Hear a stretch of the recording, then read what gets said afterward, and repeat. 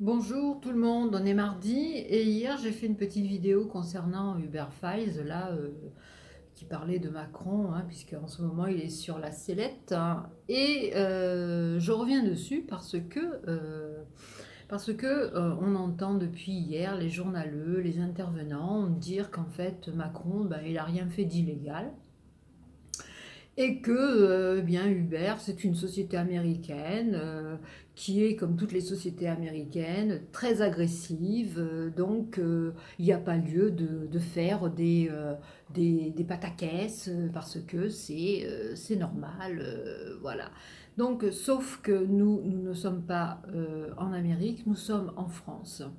Alors, petit rappel, quand ça s'est passé, Macron était ministre de l'économie et des finances à Bercy dans ce bel hôtel de Bercy où il avait un superbe appartement. Et c'était un peu avant qu'il ait des velléités de devenir président de la République. Donc Hubert, qui était là à peu près depuis 2011, a voulu étendre sa branche Uber VTC en France et partout en Europe. Notamment, donc, il y a eu ce fameux lobbyiste Marc McGann qui était chargé de la planification en Europe de ce lobby pour justement installer Uber VTC partout en Europe. Ok. Après, donc, il y a eu le patron de Uber, c'est-à-dire Travis Kalanick, qui a eu affaire avec Macron au travers de différents mails, différentes rencontres, etc. Parce que au moment quand ça s'est passé, c'est-à-dire en 2012 à peu près, on était sous le gouvernement Hollande et il y avait Cazeneuve qui était, je crois, ministre de l'Intérieur, il me semble, ou délégué aux affaires européennes. Non, plutôt délégué aux affaires européennes. Et donc, Cazeneuve ne voyait pas du tout d'un bon œil l'arrivée de Uber Pop, ça s'appelait donc parce que ça n'avait rien à voir avec les valeurs françaises, à savoir le droit français, surtout le droit du travail français, puisque vous savez qu'en Amérique, il n'y a pas franchement de filet social et que donc les gens quand ils perdent leur travail, ils ont peut-être droit à 2 ou 3 mois d'indemnité chômage et basta. Donc le ministère des Transports à l'époque s'occupait de ce fameux dossier où il était en train de mettre en œuvre un cadre justement pour que ces gens qui travaillent chez Uber VTC puissent avoir quand même un filet de sécurité. Et il y a eu ces fameuses tractations, etc. Et Macron, apparemment, a tout fait pour appuyer cette société Uber VTC pour qu'elle le fasse un peu comme elle voulait. En fait, le deal entre Macron et Uber, c'était certainement de contourner le gouvernement français pour que Uber puisse installer Uber VTC comme il l'entendait sur le sol français. Voilà, donc ces journaleux, ces intervenants vous disent au contraire, il a bien fait parce que ça a permis que beaucoup de gens trouvent du travail, et notamment des jeunes. Mais alors je vous rappelle aussi que Uber VTC, les gens qui travaillent pour cette boîte-là, ce sont tous des micro-entrepreneurs, n'est-ce pas? Donc je vois pas très bien où ça peut rapporter énormément à l'État français parce que vous savez que quand vous êtes micro-entrepreneur, vous rapportez, enfin vous êtes taxé sur le travail que vous avez réellement effectué. Si vous n'avez pas bossé, bon ben vous payez rien. Voilà. Donc après, la plupart des gens qui travaillent dans ce genre de société Uber, vous avez qu'à prendre Uber Eats et compagnie, ce sont des gens qui sont payés quand même au lance-pierre, hein, et aucun cadre, voilà, ils sont payés au lance-pierre. Donc Macron, lui, vous le savez aussi, Macron qui ne sera pas du tout, on va dire, embêté par rapport à ce qu'il a fait, étant donné qu'il bénéficie de l'immunité. Mais donc Macron qui apprécie les gens très fortunés, qui apprécie les gens qui font partie du CAC 40, etc. Donc forcément, euh, il a apprécié la venue de Uber VTC en France. Il a tout fait pour appuyer, pour quelque part favoriser leur venue et leur déploiement sur le sol français. Alors, donc ces journaleux vous disent que oui, oui, il a fait travailler beaucoup de gens.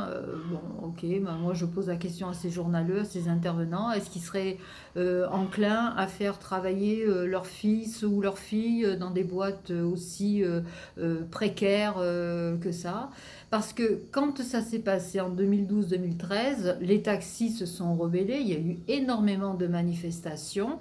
Et je sais qu'il y avait le représentant du syndicat des taxis qui avait été confronté à Macron dans une émission politique. Et le bonhomme, bon, il a argumenté hein, en disant non mais attendez, nous qui sommes des taxis, nous avons dû payer notre licence, on a payé notre taxi et on s'est endetté. Et maintenant, vous faites arriver des gens comme ça, tranquilles. Voilà. Donc, il y a eu vraiment un gros clash entre les gens qui étaient des taxis et les gens de Uber VTC qui ne payaient rien pratiquement, qui avaient une bagnole et puis c'est tout et qui faisaient leur vie. Donc, il y avait quand même quelque part une inégalité par rapport aux droits français, déjà aux droits vraiment français. Alors, moi je dis que Macron, alors quand vous voyez tous ces ministres là, bon, il y en a on va dire, qui ont été interpellés parce que il y a eu des histoires de violence, il y a eu des histoires de viol, etc. Bon, après ils retrouvent une virginité, ils restent au gouvernement, bah, tout ça, ça fomente dans l'esprit des Français. Et maintenant, on vous dit,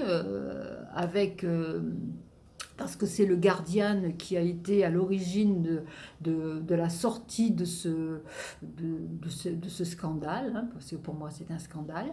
Donc c'est le Guardian, journal anglais, qui en a parlé au journal Le Monde, et Le Monde a fait des investigations, et effectivement vous retrouvez pas mal de vidéos concernant cette affaire, ce deal Uber-Macron. Voilà. Donc, je sais aussi que à cette époque, quand il y a eu les tractations, voilà, que Cazeneuve ne voulait pas de ça en France et que Hollande avait dit à un certain moment, non, non, mais on veut pas de Uber Pop en France. Uber était déjà sous le coup de problèmes judiciaires, notamment fiscaux.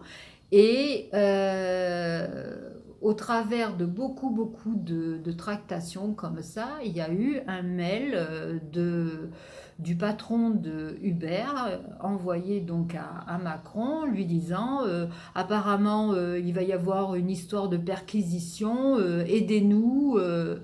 Et puis après, ben, Macron, je crois, a répondu favorablement. Et effectivement, il n'y a plus eu de problème pour Uber, parce que Uber a envoyé, je crois, un mail. Mais tout ça, c'est dans la vidéo qu'a fait Le Monde, hein. Donc il y a un mail qui dit tout s'est bien passé, tout va bien. Donc il y a eu un retournement, Cazeneuve n'en voulait pas, Hollande qui voulait dissoudre quelque part Uber Pop, enfin voilà, donc qui en voulait plus, et tout d'un coup, ben hop, c'est comme un miracle. Uber a pu s'installer en France, a pu faire comme il voulait, et voilà. Donc le deal, c'est qu'on ne comprend pas comment ça s'est passé, quoi. Qu'est-ce qu'a fait Macron pour que Uber, tout d'un coup, Uber VTC, soit accepté sur le sol français? Voilà. Donc les gens se posent la question de savoir Pourquoi agir dans les intérêts étrangers alors que normalement on devrait agir dans les intérêts français, du fait que, je vous dis, hein, les micro-entrepreneurs, oui, ça fleurit, mais il y en a beaucoup aussi qui se cassent la figure et ça ne fait pas rentrer grand-chose dans les caisses de l'État. Hein, alors je sais bien qu'en ce moment, on vous dit l'ubérisation des emplois en France, c'est parce qu'on a envie de devenir comme en Amérique, de devenir très précaire, les emplois très précaires, tout ça. Mais on n'est pas dans cette configuration-là, nous les Français. Hein. On a un droit qui est bien établi, un droit du travail, que même ils ont essayé à travers la loi El Khomri de défaire quelque part. Voilà, donc ils y sont un peu arrivés, mais pas tout à fait. Donc je suis désolée, pour moi Macron c'est un lobbyiste. Il est lobbyiste dans le sens où il a fait marcher le cabinet McKinsey. Hein, au lieu de payer des hauts fonctionnaires qui sont là exprès pour travailler sur des dossiers, donc il a préféré demander à ce cabinet McKinsey de faire des travaux, alors que nous avons des hauts fonctionnaires qui auraient pu très, très bien faire ce travail. Il les a payés des millions d'euros. Voilà. Il y a eu ce même problème en Allemagne puisque Van der Leyen s'est faite vraiment, mais vraiment tacler parce qu'elle avait usé et super abusé du cabinet McKinsey. Voilà. Donc, lobbyiste pour McKinsey, lobbyiste pour donc Uber. Et au moment où ça s'est passé, en 2012-2013, on était à la même époque de Alstom. Il ne faut pas oublier Alstom, parce que Alstom a été démantelé, le fleuron français a été démantelé, dépecé.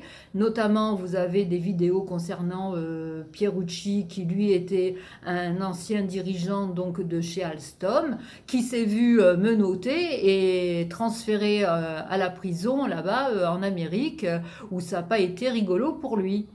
Donc voilà, ça intervient dans ce cadre-là. Et alors, bon, ben, Macron, normalement, devrait parler de cette affaire, si j'ai bien compris, pour le 14 juillet, quand il va faire son interview, là, puisqu'il renoue, ok. Il va nous dire quoi? Il va s'en défendre, il va s'en dédouaner, ok. Maintenant, les Français connaissent très bien Macron, il pourra nous dire, il pourra nous donner toutes les explications qu'il veut. Ça fait trop. McKinsey, Rothschild-Gate, Alstom, j'en oublie. Voilà, donc ça fait trop pour les Français.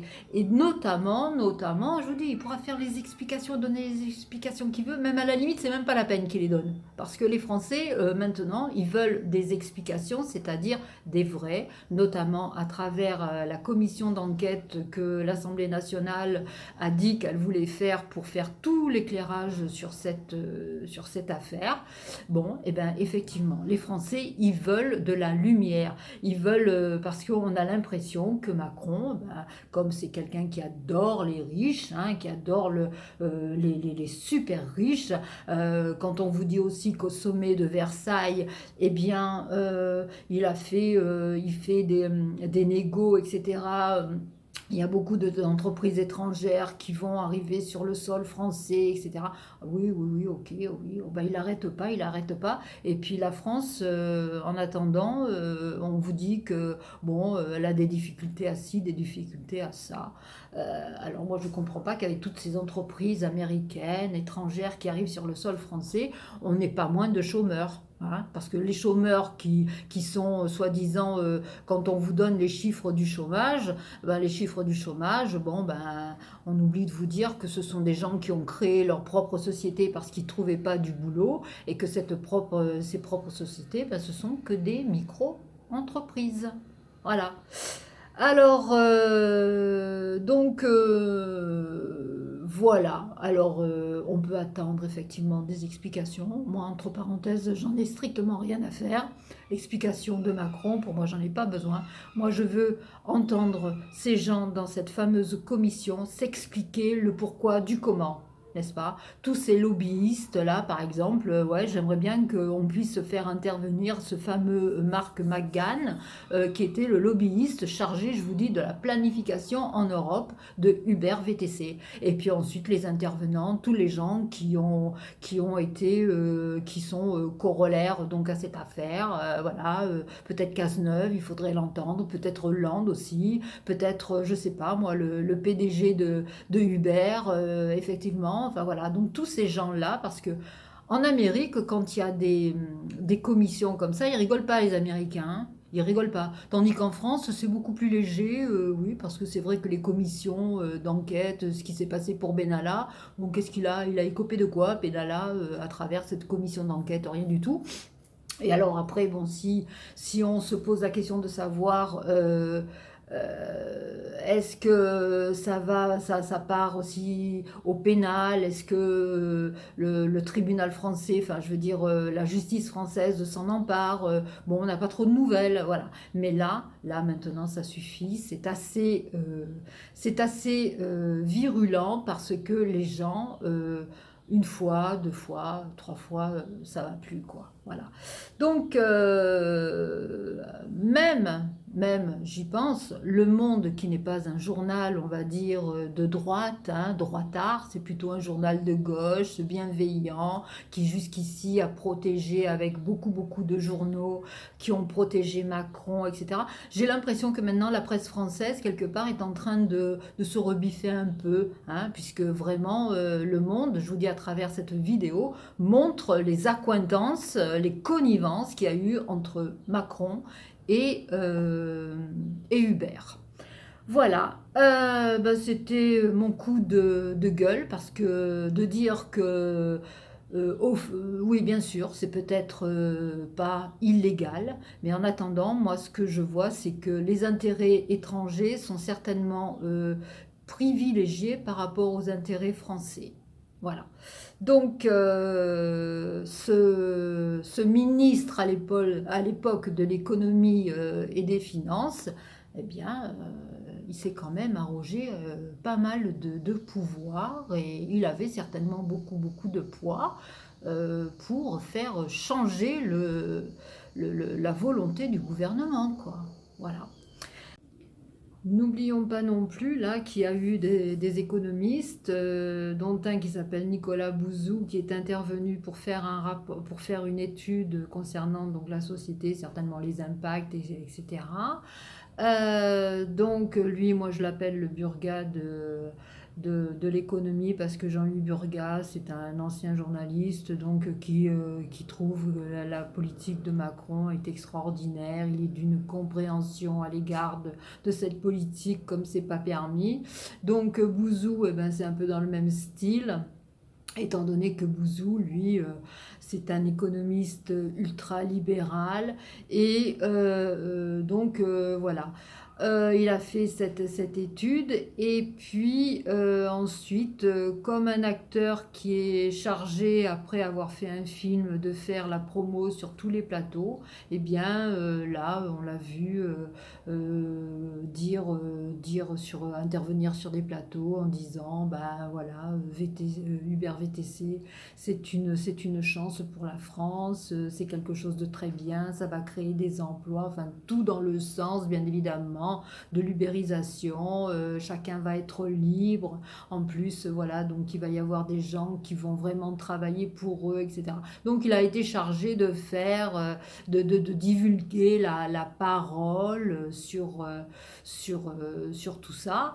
Et maintenant, si je comprends bien, comme il est un peu lui aussi, on va dire quelque part un peu mal vu, eh bien il est en train de se défendre, de se dédouaner. Bon, mais il ne peut pas non plus renier que c'est un économiste ultra-libéral. Et comme Macron, on va dire, ce sont deux ultra-libéraux. Là, c'est vraiment l'ultralibéralisme en version originale, hein, voilà. Donc, on applique les méthodes américaines sur le sol français au défi des lois et du droit français. Voilà, bah, écoutez, si cette vidéo vous a plu, vous mettez un petit pouce, vous vous abonnez, et puis moi, bah, je reviendrai pour autre chose. Sur ce, je vous souhaite une bonne journée et je vous dis à plus. Salut!